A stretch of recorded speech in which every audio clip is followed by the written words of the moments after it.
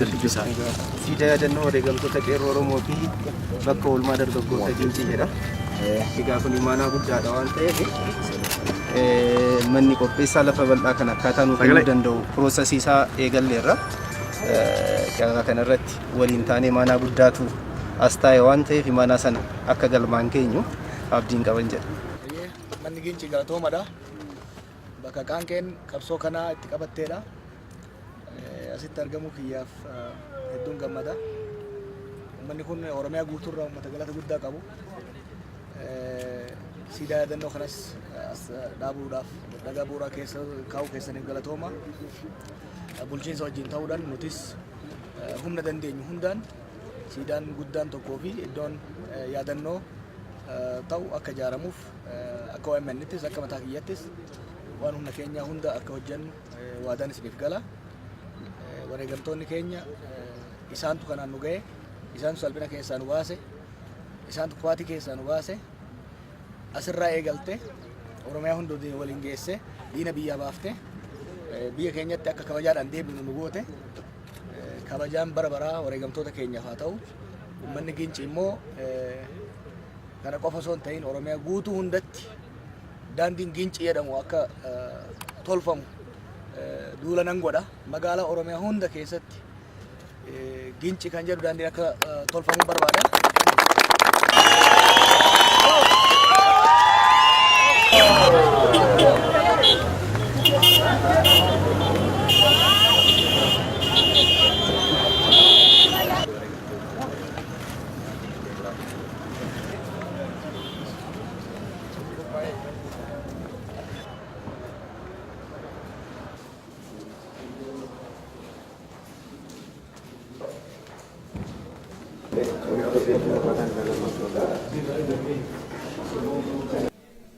Aye, obbo Jawaar baga nagaan dhuftee gara magaalaa Gincii magaalaa walakkaatti argamna. Qoodii magaalaa Gincii qabsoo Oromoo keessatti maal ture asitti argamu keetii maal? Gincii ground zero ture qabsoo kanaaf. Gincii bakka qaanqeen irraa qabatteedha. Hanga ammaa iji duraan deemti. Ijoollee yuunifoormii uffatanii maastar pilaanii balaaleffachaa bahan bakka qabsoon kun irraa eegaleedha. Bakka qaanqeen kun irraa qabatee Oromiyaa hundatti faca'eedha. Akkas qofa osoo hin ta'in qaanqee qabsiisanii keessaa nafne hamma dhumaatti falmaa kana keessa turanii qeerroo qaqqaalii hedduu ka keessatti itti dhabneedha. Gincii maqaan isaa waggaa ka'u Oromoo hunda keessatti onneetu kaka'a. Murannoodha mul'isa. Injifannoodha mul'isa. Diina biratti garuu rifaatu gadda mo'amuudhatu mul'isa. Kanaaf bakka kanatti argamee uummata kiyya kanaan wal arguudhaaf hedduun gammada. Reefuu yeroo siidaa yaadannoo keenyutti waan jedheen tokko ture.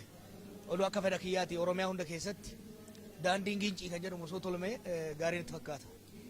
Uummanni Oromoo Gincii akkamiin ilaala itti yaadda gara fuulduraatti qabsoo Oromoo keessatti magaalli kun akkamiin yaada? Daa'imni Gincii hin beekne hin jirtu. Daa'imni dhiisi nama guddaa dhiisi. Dr. Mararaan waan tokko natti himee ture. Daasporatti ijoollee xiqqoo argeeti biyya dhaquun barbaadaa jetteen. Ijoollee xiqqoodha waggaa 10 gadi. Maali jennaan eessa faa laaluu barbaada jennaan Ginciin dhaqee laaluu barbaada. Hawwata turistii guddaa ta'uu deema bakki kun. Maaliif Gincii bakka qabsoon kun waggaa ka'u maqaan Gincii waan ka'uuf maqaa seenaa qabeessa bakka seenaa qabeessa duris biyya goototaati kuni ammas biyya gootummaa isaa irra deebi'ee mirkaneesse. Kanaaf uummata Oromoo biratti mallattoo qabsoo qaanqee qabsoo ta'eeti kan yaadatamu. Magaalaa kanaa fi magaalaa Amboo keessa miila qullaa deemuuf akka jirtu quba qabna. Maal jechuudha? Baay'ee na boonsu turan ijoolleen naannoo kana. Qeerroon naannoo kana baay'ee na boonsu turani. Kanaaf halkan taa'een hojjedha achitti beeyte. Baay'ee yeroo na boonsan emotional ta'e maa godhuufi waan hin dandeenye gaaf tokko yoo bilisoomnee gaafan dhufe miila qullaan dhufee kabajaa isaanii agarsiisuudhaaf murannoo isaaniitiif naamusa isaaniitiif cimina isaaniitiif tokkummaa isaaniitiif kabaja agarsiisuufan waan biraa godhuu waan hin dandeenyeef dhufeetu man isinii walitti makamee miilaan isin wajji deemaa waadaa galeef. Yeroo siidaa keessu sana maal sidha? Yaada emotion hedduu oolmaa kan dhagamaa ture. Waan kana hedduu jala hordofee gabaasa waan tureef buleeyyan kana asitti wareegaman hundi mataa keessa na jiru. Gadda na dhagayama. Isaan booda maatiitu jira. gadda guddaas na dhaga'ama akkasumatti ammoo aarsaan isaanii dhiigni isaanii lafa baduu dhabuu isaatiin bakka dhiigni isaanii jigeen bilisummaan har'aa kun dagaagee waan argameef bakka dhiigni isaanii jigeen injifannoon har'aa kun waan argameef bakka lafeen isaanii cabeen diinni cabee Oromoon moo'ee waan argameef dhiigni isaanii lafa baduu dhabuun isaa sun immoo na gammachiisa. Nuyis gaa kanumaan of jajjabeessaa jiraanna hedduu emooshin wal makaan dhagamaa ture. Qeerroo Gincii fi jiraattota naannoo kanaatiif injifattanii jedhan baga qabsiiftanii ibidda san baga qaanqee san qabsiiftan osoo qaanqee san qabsiisuu baattanii uummanni hundi wal harkaa fuudhuu dhabuu danda'a. Baga sababa nuuf taatanii baga keenya taatanii bagan keessan ta'e bagan isinirraa dhaladhe nu boonsitanii seenaa biyya keenyaa seenaa Oromoo keessatti bara baraan yaadamtu yaadamuun sun immoo isiniin mala isinitti xiqqaata malee isinitti hin guddatu. Qabsoon Oromoo inni yeroo dheeraa fudhate jaarraa tokko lakkaa'isuudhaaf deemu lafa turraa saamame waan gurguddaa keessaatiiti. Waan Gincitti waggaa 3 dura ta'e lafa xinnootu irraa fudhatame isiiti garuu lafa guddaan nurraa saamame sana agarsiisa. Gincitti lafa asitti saamamuudhaaf ka'eetii ofirraati fancise. Kanaafi gaaffiin Oromoonni jaarraa tokko fixe sun lafa guddaan biyyis dachiin irraa guurame asitti jalqabe. Lafa keenya deeffachuun biyya keenya deeffachuun dachii keenya deeffachuun asitti jalqabe. Warraaqsa guddaa iddoo kanatti walitti qabate. Seenaa addunyaa keessatti magaalli xixinnoon hedduutu jira. Wanni gurguddaan keessatti kan godhame magaala gurguddaa keessatti magaala xinnoo keessatti jalqabame. Seenaa qabsoo Oromoo keessatti haa ta'u seenaa sabboonummaa Oromoo keessatti haa ta'u Ginciin iddoo guddaa akka isheen qabaattu beekamaadha. Maaliifii dhumarratti xumurarratti gaafa injifannootti adeemnu abiddisaa asitti qabate. Sababii kanaatiif iddoo guddaa kan qabudha akkasitti natti mul'ata. Oromiyaa duwwaa miti biyya Itoophiyaatiif bilisa baasaa jira waan asitti jalqabame. Oromiyaa duwwaa miti Oromoo duwwaas miti biyya Itoophiyaas iddoo kan biraatiifis fakkii guddaa kan ta'udha kan irraa barachuun irra danda'ama. Xinnaachuu kee miti jechuudha yookiis magaalaa xinnoo yookiis uummata xinnoo ta'uu miti kan barbaachisu murannoo qabaachuu tarsiimoo qabaachuu waan barbaadan galmatti galuudhaaf yoon ifaan beekuun barbaachisaadha jechuudha. Waan asitti mul'ate waan akka duraansii jalqabe irratti waan guddaa nurraatii saamame akka uummataatti asitti jalqabe asirraatii jalqabne asirraa nuu deebi'ee jechuudha. Kanaafi kan iddoon kan biraatti irraa buratu humni kee hin xiqqaatu eessa yoo taate murannoo qabda taanaan lafatti galtu beekta taanaan maaliif akka qabsooftu beekta taanaan seenaa hojjechuudhaafi xinnaachuun xinnaatteen xinnaattu jechuudha. Waan guddaa waddoon xinnoon seenaa gurguddaa hojjechuudhaaf hin danda'a jechuudha. Qaanqeen bilisummaa Oromoo itti dhoo'ee kanatti argamuu keessaniif maal sin? Hedduudhaan gammada kaleessas ta'ee har'as ta'ee waan amma gochaa jirru walitti deebi'aadha jira.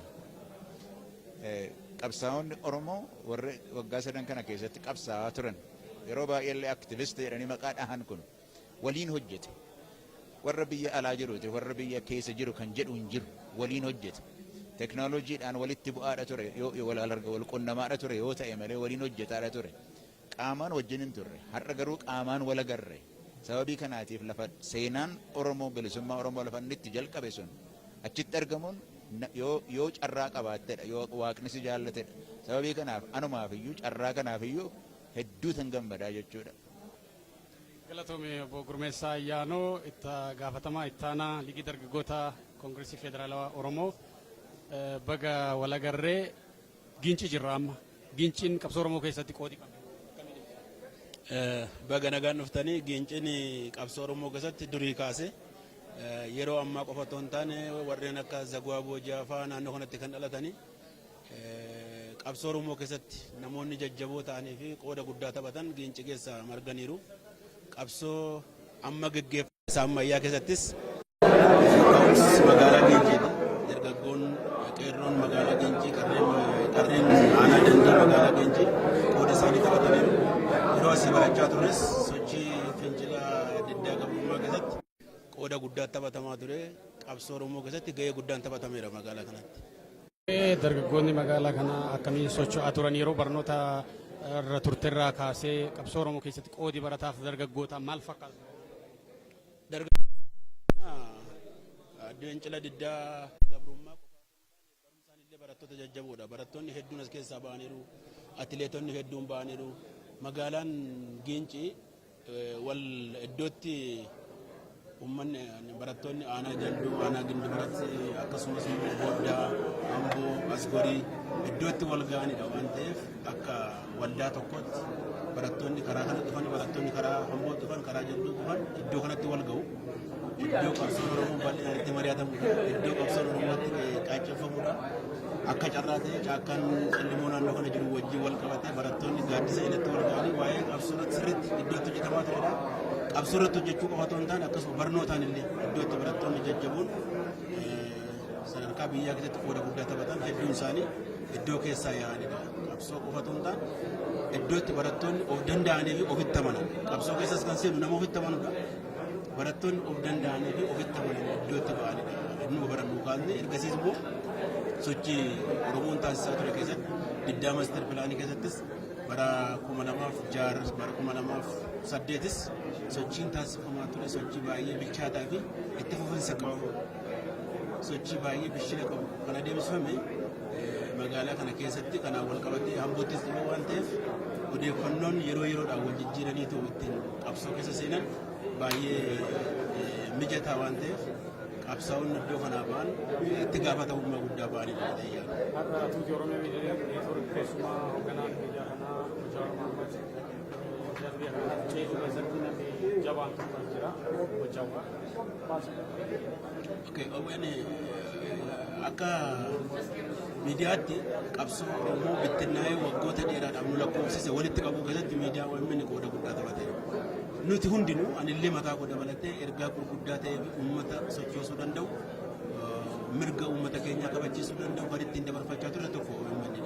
Akkasumas immoo obbo Jawaaris qabsoo Oromoo keessatti maaltu godhamuu akka qabuu fi akkamitti deemamuu akka qabu dargaggoonni keenya, qeerroon keenya, qarreen keenya, jaarsoliin keenya maal gochuu akka qaban hojii teeknikaa bilchaataa ta'ee fi jabina qabu kan nu gaggeessaa turanii ammallee sochii keessatti qooda guddaa kan taphatanidha.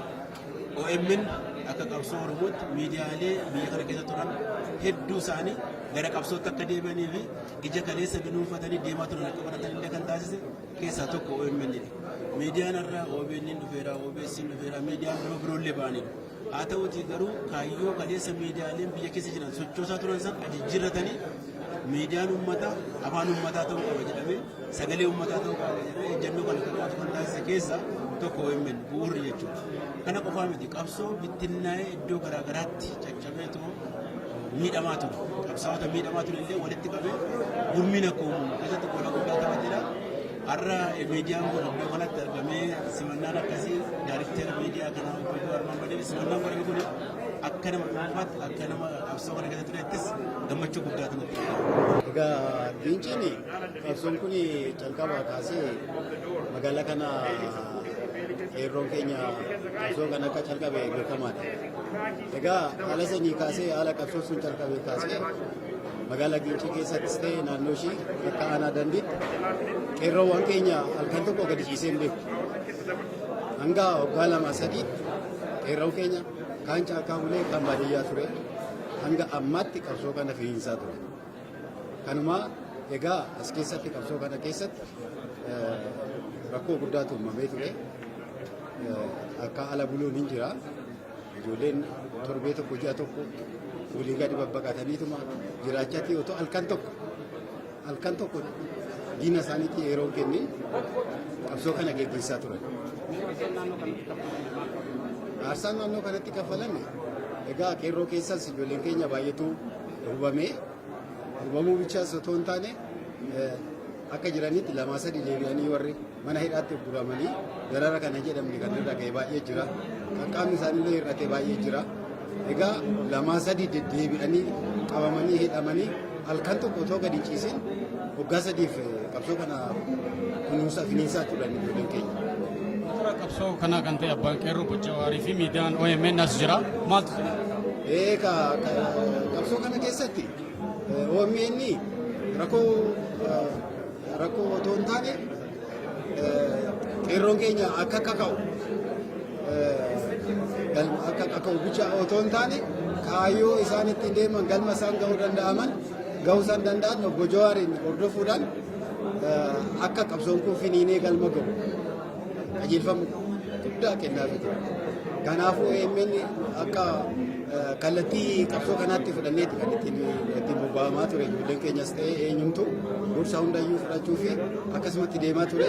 Innaa jennu OMN kanallee ilaaluudhaaf baay'ee rakkoo ture. Yeroo hundaanuu garuu guruu bichaas otoo hin taane akka hin laallamne nama laalillee barbaadanii qabanii ollaatti nama kaa'anii rakkoo guddaa nu gahaa turanii sana hundayyuu danda'amateet qabsoo kun galmaan ga'uu danda'e. Keessattuu ajaa'ibni kanan jedhu ijoolleen keenya halkan tokko otoo hin buliin otoo halkan tokko sodaanitti hin dhaga'amin karaa kamiiniyyuu qawwee fuuldura dhagaadhaan furrisa kan jedhe isallee tolfatanii qabsoo kana keessatti gahee guddaa raawwachaa turan. Furrisa akka nama ijoollee mishingaa irraa simbira eegu akkasitti warra qawwee qabu wajjiniin furrisa tolfatanii hanga furrisaan diinatti darbatanitti ga'anii turanii qabsoon kun baay'ee tokko gaarii fi nama gammachiisu wanti gahee irra jiru bara gubbaa naa dhaabannu yoo gammachuu kana jedhamee nutti dhaga'ama. Gara fuulduraattis immoo tokkummaan keenya cimee keessattuu dhaamsa namii qaamu ammas akka yeroo ammaa guyyaa har'aatti ilaalamaa jiru qabsoo keenya keessatti warri kana dura qabsoo hangafa ta'an jechuun warri ABO ammas qaamni keenya akka ala jirutti of bir'achaa jiru. Guutummaa guutuutti qabsoo kanatti makamanii gara fuulduraatti qabsoon kun akka galma ga'u tokkummaa keenyaan galmi keenya hunduyyuu tokko bakka tokko waan ta'eef Oromoo bilisa baasuu waan ta'eef kanarratti warri ala jirus ta'ee warri as keessa jiru harka tokko wal qabatee kaayyoo yookaan galma keenya kan akka geenyu adaraan jedhanis gubbaa irratti. Qeerroon Gincii baay'ee gammachuu nutti dhaga'ama. Diinni kanaan dura qabeenya keenya albuuda keenya saamaa turte amma nurraa garaa jirti. Galanni guddaan Jawaar Mahammadiif haa ta'u OMN haa guddatu akka namatti hin jedhamu. Shoora OMN diishillee xaaraarraa buusaan jechaa turanii OMN balleessaa jechaa turanii garuu qeerroon Gincii san dhageenya ilaalaatuma turre baay'ees baasanii nu reebaa turanii inni amma darbee amma galanni guddaan OMNifis haa ta'u amma bilisoomnee jirran jedha. Seeraan daleeta. Qaangee bakka kanaa facaatetu Oromiyaa hunda ol ga'ee qeerroo walitti hidhee tokkummaa Oromoo abbootiin keenya barsiisaa fi lallabaa turan hojiidhaan mul'isee diina olaantummaa qawweetiin gubbaanutti kan fincaanaa ture teessisee fincaasise.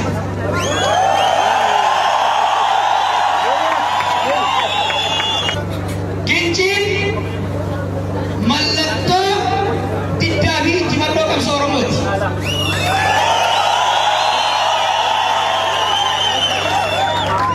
Sirna dimokiraasii abbootii teenyarraa dhaalle kan diinni barbadeessa san deebinee gadi ijaaruudha qaba. Kana ijaaruu irratti hogganoota siyaasaa hunda wajjin waliin teenyee mari'achaa jiru. Dhaabbileen hogganoonni alatti amanis yeroo gabaabaatti dhufu hogganoota taayitarra jiran wajjin hunda teenyee akkaataa ittiin wal qabannee sirna dimokiraasii mootummaa filatamaa lafa keenyee biyya teenya diinarraa tiksaa walii keenya jidduutti nagaa eegaa hiyyummaa barabaraa keessaa baafnee akkuma injifannoo ammaa kan argamsiifnetti Oromiyaa fakkeenyaaf giddugala misooma naannoo kanaa gochuudhaaf irratti hojjennaa uummanni Gincii galata guddaa qabdu. Ummata Oromoo qofarraa osoo hin ta'in ummata Itoophiyaa guutuu bilisa baafta. Ummata Itoophiyaa hunda bilisa baafta.